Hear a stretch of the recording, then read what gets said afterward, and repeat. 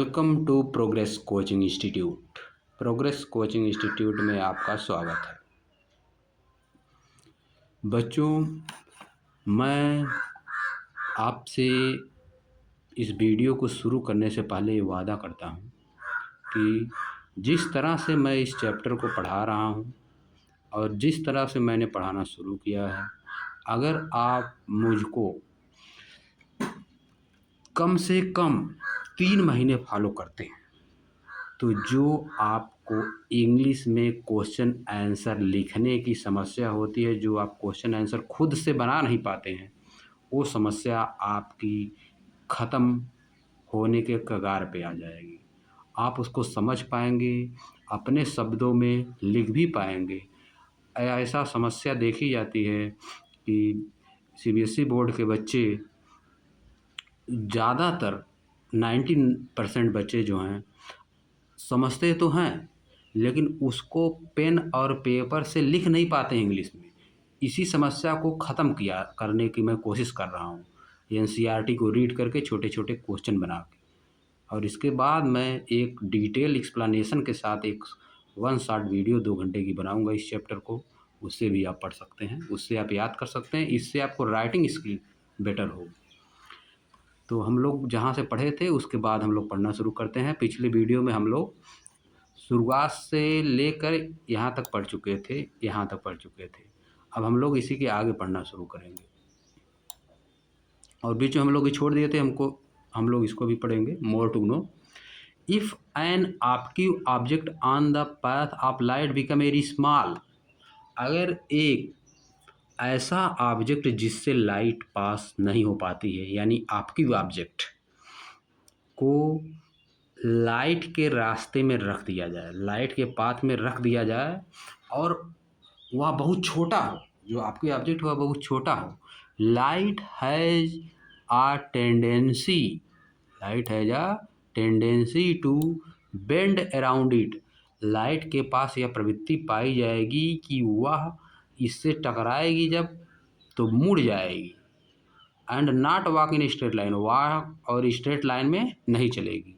N effect known as the diffraction of light, इस effect को क्या कहा जाता है? Diffraction of light. जब लाइट मुड़ जाती है, इस इफेक्ट को क्या कहेंगे? Diffraction of light. Then the straight line treatment of optic using ray fails, तब जो रे ऑप्टिक्स का यानी लाइट का जो सीधी रेखा में स्ट्रेट लाइन में चलने का ट्रीटमेंट है, यह इसका व्यवहार जो है वह फेल हो जाता है। टू एक्सप्लेन फिनोमेना, इस घटना को, टू एक्सप्लेन फिनोमेना, इस घटना को एक्सप्लेन करने के लिए, to explain phenomena such as diffraction, इस डिफ्रैक्शन जैसी घटना को एक्सप्लेन करने के लिए light is thought of as a wave, light को एक वेव की तरह सोचा जाता है। The detail of which you will study in the higher classes, जिसका डिटेल आप अगली क्लास में पढ़ेंगे। अगेन पुनः, at the beginning of 20th century, 20वीं शताब्दी की शुरुआत में, इट बिकेम नोन दैट, यह पूरा सभी लोग जान चुके हैं, the wave theory of light often become inadequate, कि wave theory of light, light की जो वेव थ्योरी है, लाइट को जो वेव मान लिया जाता है, वह भी अपर्याप्त हो गई है for the treatment of interaction of light with matter, light का इंटरेक्शन किस प्रकार से मैटर से होता है उसको व्यक्त करने में वह भी अपर्याप्त हो गई है। And light often behave somewhat like a stream of particle, और लाइट जो है एक स्ट्रीम ऑफ पार्टिकल की तरह व्यवहार करती है, मतलब पार्टिकल की बौछार है, स्ट्रीम है, एक पार्टिकल चल रहा है, मतलब छोटे छोटे जैसे पार्टिकल चल रहे हैं, लाइट चल रहा है, इसका मतलब छोटे छोटे पार्टिकल चल रहे हैं। This confusion about the true nature of light continue for some years till a modern quantum theory of light emerged, in which light is neither a wave nor a particle. या confusion, this confusion about the true nature, इसके true nature के बारे में या confusion, light के true nature के बारे में या कन्फ्यूजन बना हुआ था फॉर सम ईयर, कुछ वर्षों तक, जब तक कि modern quantum theory of light सामने नहीं आ गई, इन्हीं जिसमें light is neither wave, light ना तो वेव है ना तो पार्टिकल है। The new theory reconcile, new theory यह बताती है या समझाती है the particle properties of light with the wave nature, particle properties of light को वेव नेचर से समझाती है। वेव नेचर, वेव का जो नेचर है उसी नेचर से पार्टिकल, लाइट के पार्टिकल को समझाती है, लाइट को समझाती है, लाइट की रेज को समझाती है मॉडर्न क्वांटम थ्योरी। अब आगे हम लोग देखते हैं क्या है। अब हम लोग पढ़ेंगे रिफ्लेक्शन ऑफ लाइट। क्या होता है? A highly polished surface such as a mirror reflects most of the light falling at it. अगर किसी भी मिरर को, एक सरफेस को, एक तरफ को पूरी तरह से पॉलिश कर दिया जाए, हाईली पॉलिश मतलब पूरी तरह से पॉलिश कर दिया जाए, तो जो इस पे पड़ेंगी, रिफ्लेक्ट मतलब रिफ्लेक्ट करेगी, इस पे जो भी किरणें पड़ेंगी फॉलिंग ऑन इट, उनको वह क्या करेगी? रिफ्लेक्ट करेगी, रिफ्लेक्ट कर देगी, वापस कर देगी। You are already familiar with the law of reflection of light. आप law of reflection of light से ऑलरेडी फेमिलियर है, पिछले क्लासों में पढ़ चुके हैं। लेट अस रिकॉल, आइए उनको हम दोहराते हैं। दिस लॉ क्या है, एक बार मैं आपको बता दूं। The angle of incidence is equal to the angle of reflection and the incident rays the normal to the mirror at the point of incident and the reflected rays all lie in the same plane. Angle of incident और angle of reflection दोनों equal होता है। Incident rays mirror पे normal, incidence point पे, and reflected ray, तीनों एक ही plane में होते हैं। अब इसको मैं समझा रहा हूँ आपको एक थोड़ा सा रे डायग्राम बना के।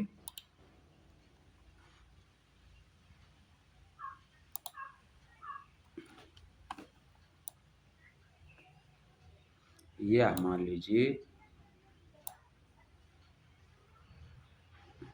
यह हो गया आपका मिरर, यह मिरर है।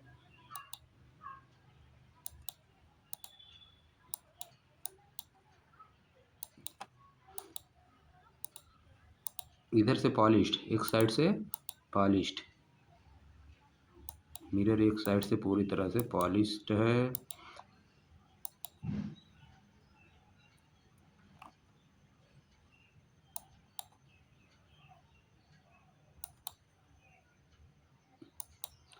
यह आपका इंसिडेंस पॉइंट हो गया, इंसिडेंस पॉइंट, यह क्या है? Incidence point I. और यह हो गई आपकी इंसिडेंट रेज, इंसिडेंट रेज। यह क्या हो गई? Reflected raise. और इसी पॉइंट पे एक नॉर्मल खींच दिया जाता है जिसको कहा जाता है परपेंडिकुलर, इस प्लेन के परपेंडिकुलर खींच दिया जाता है जिसको कहा जाता है नॉर्मल। इंसिडेंट रे और नॉर्मल के बीच जो एंगल बनता है उसको कहा जाता है इंसिडेंट एंगल, और रिफ्लेक्टेड रेज और नॉर्मल के बीच जो एंगल बनता है उसको क्या कहा जाता है? Reflected angle. इसको आई से रिप्रेजेंट किया जाता है और इसको आर से रिप्रेजेंट किया जाता है। यह होता है law of reflection.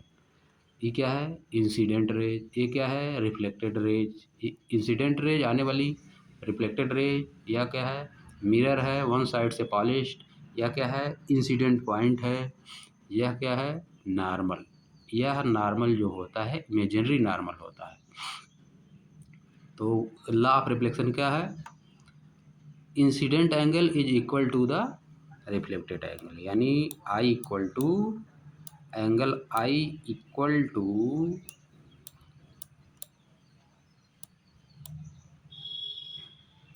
Angle R. Angle I और आर दोनों आपस में इक्वल होंगे। Angle I equal to angle R, ये दोनों आपस में इक्वल होंगे। फर्स्ट रूल हो गया लॉ ऑफ रिफ्लेक्शन का। सेकंड रूल क्या है? Incident rays, reflected rays, normal are all lie in the same plane, एक ही प्लेन में होते हैं। यह है लॉ ऑफ रिफ्लेक्शन। यह दिया हुआ आपको, the angle of incident is equal to the angle of reflection and the incident rays, the normal to the mirror at the point of incident and the reflected rays all lie in the same plane. These law of reflection are applicable to all type of reflected surface including spherical surface. ये जो law of reflection है सभी तरह के surface के लिए, ये जो लॉ ऑफ रिफ्लेक्शन है सभी तरह के सरफेस के लिए सही है। दीज लॉज ऑफ रिफ्लेक्शन, ये जो लॉ ऑफ रिफ्लेक्शन है सभी तरह के सरफेस के लिए सही है। एक पेन ले लेते हैं। दीज लॉज ऑफ रिफ्लेक्शन, यह जो लॉ ऑफ रिफ्लेक्शन है सभी तरह के पेन के सभी तरह के लिए सही है। पेन यहाँ से लिया जाएगा। These laws of reflection are applicable to all type of reflecting surface। यह जो लॉ ऑफ रिफ्लेक्शन है सभी तरह के सरफेस के लिए सही है।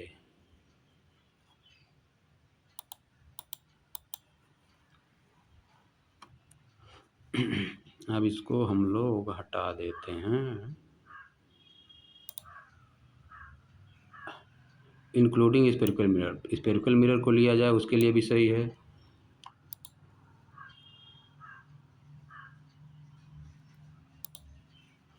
The law of reflection are applicable to all type of reflecting surface, यह जो लॉ ऑफ रिफ्लेक्शन सभी तरह के रिफ्लेक्टिंग सरफेस के लिए सही है, including spherical surface, spherical surface के लिए सही है। You are familiar with the formation of image by a plane mirror, आप एक प्लेन मिरर द्वारा इमेज जो बनता है उससे आप फेमिलियर अच्छी तरह से परिचित हैं। What are the properties of image, image की क्या प्रॉपर्टी होती है।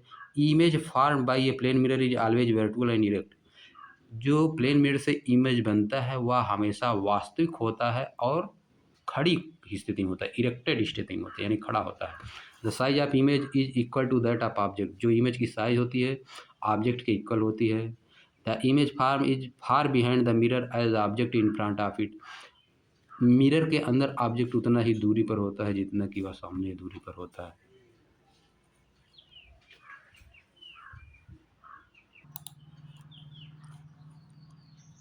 द इमेज फॉर्म, ठीक, further the image is laterally,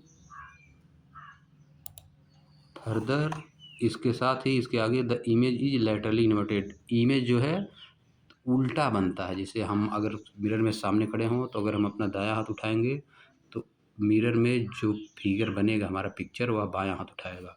how would you the image be, image कैसा होता है। When the reflecting surface are curve, जब रिफ्लेक्टेड सरफेस कर्व होता है। लेट अस एक्सप्लोर, हम इसके बारे में आइए देखें।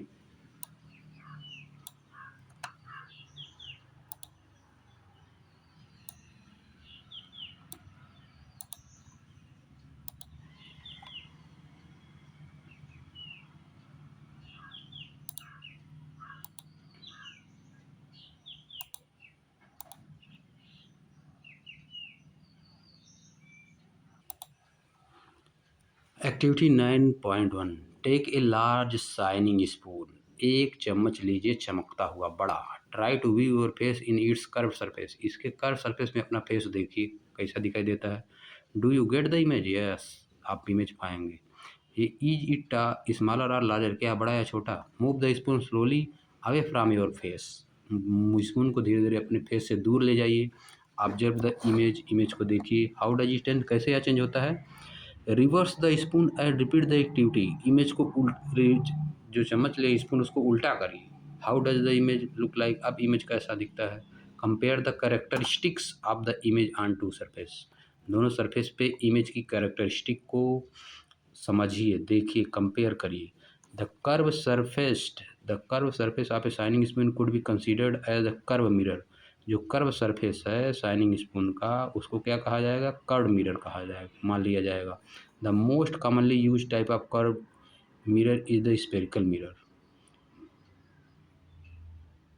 जो ज़्यादातर कर्व मिरर का यूज किया जाता है वो कैसे होते हैं, स्पेरिकल मिरर होते हैं। The reflecting surface is of such mirror can be consider to form a part of the surface of sphere, the reflecting surface इस मिरर का रिफ्लेक्टिंग सरफेस ऐसा होता है कि उसको यह मान लिया जाता है to form a part of the surface of sphere, वह सरफेस का एक पार्ट है, स्फीयर का एक पार्ट है, वह सरफेस स्फीयर का एक पार्ट है। सच मिरर, इस तरह के mirror whose reflecting surface are spherical, जिसका रिफ्लेक्टिंग सरफेस स्फेरिकल होता, गोलाकार होता, आर कॉल्ड स्फेरिकल मिरर, उनको स्फेरिकल मिरर कहा जाता है। We shall now study about the spherical mirror in सब डिटेल, अब हम स्फेरिकल मिरर को डिटेल में पढ़ेंगे।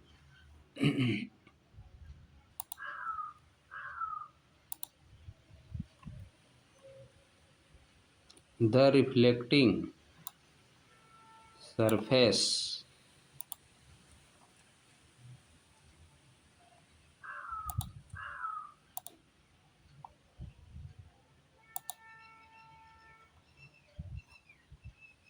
the reflecting spherical mirrors. The reflecting surface of a spherical mirror may be curved inward or outward. जो स्फेरिकल मिरर होता है यानी स्फेयर से गोले से काट के बनाया जाता है, इसको ऐसे अगर मोड़ दिया जाएगा तो गोले से काटे कर्व्ड या तो कर्व होगा इनवर्ड अंदर की तरफ कर्व होगा या जो इनवर्ड है, और आउटवर्ड या तो बाहर की तरफ कर्व होगा।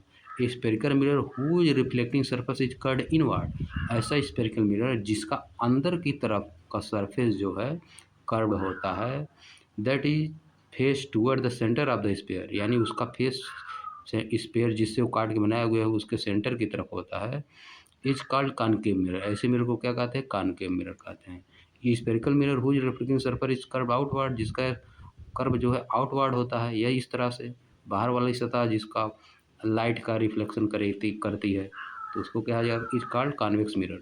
The schematic representation of these mirror is shown in figure 9.1। इनका चित्र दिया है। कॉनकेव मिरर केव से इसको समझिए, केव यानी गुफा, तो यानी अंदर की तरफ है, देखिए कॉन्वेक्स है तो उसका उल्टा बाहर की तरफ। The schematic representation of these mirror is shown in figure.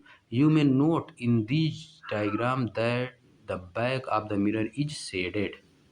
Back क्या है उसका? पीछे वाला भाग शेडेड है।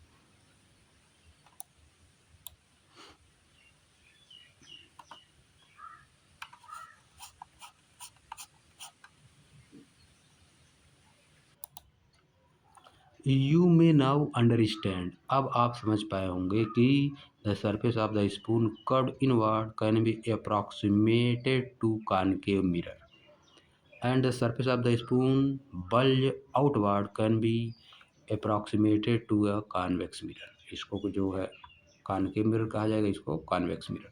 Before you move further on spherical mirror we need to recognise and understand the meaning of the few term. जब आप spherical mirror पे जाने से पहले आपको कुछ टर्म के बारे में जानने की ज़रूरत है। These term are commonly use in discussion about spherical mirror. इन टर्म का यूज किया जाता है स्पेरिकल मिरर को पढ़ने में।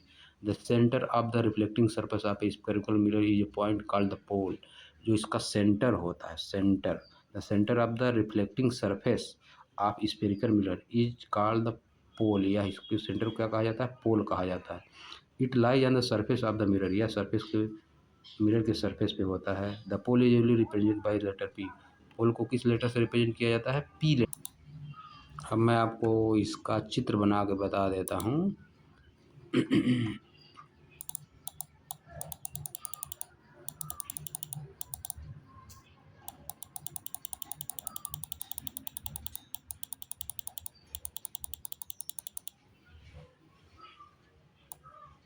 ये हम मान लीजिए एक मिरर,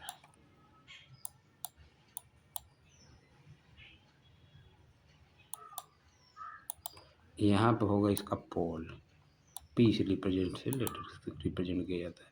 यहाँ बीच में इसका पोल होगा, इसको पी से रिप्रेजेंट किया जाता है। और इस तरह का अगर होगा, अंदर वाला जिसका होगा तो यहाँ पे इसको रिप्रेजेंट किया जाएगा पी से, यही होता है पोल। तो आज का वीडियो हम लोग यही समाप्त करते हैं, अब कल आगे पढ़ा जाएगा।